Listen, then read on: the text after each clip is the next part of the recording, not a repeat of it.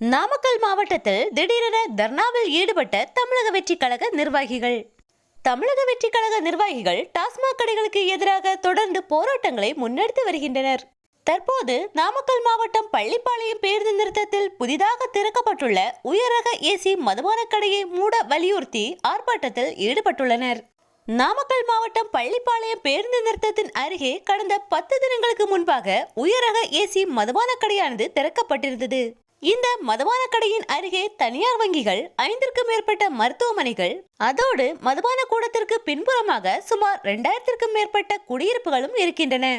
இந்நிலையில் இப்பகுதியில் அமைக்கப்பட்டுள்ள ஏசி மதுபான கடையால் பொதுமக்களுக்கு பல்வேறு இடையூறுகள் ஏற்படும் நிலையில் தமிழக வெற்றிக் கழகம் சார்பில் பள்ளிப்பாளையத்தில் அமைக்கப்பட்டிருந்த மதுபான கடையை மூடக்கோரி போராட்டமானது அறிவித்திருந்தனர். இன்றைய தினம் போராட்டமானது நடைபெற இருந்த நிலையில் கடைசி நேரத்தில் போலீசாரால் அனுமதியானது மறுக்கப்பட்டுள்ளது. இந்த அனுமதியை மீறி போராட்ட களத்தில் தமிழக வெற்றிக் கழக நிர்வாகிகள் குவிந்து வருகின்றனர். சுமார் 300க்கும் மேற்பட்ட நிர்வாகிகள் கலந்து கொண்டு இப்போராட்டத்தை நடத்த ஏற்பாடு செய்து வருகின்றனர்.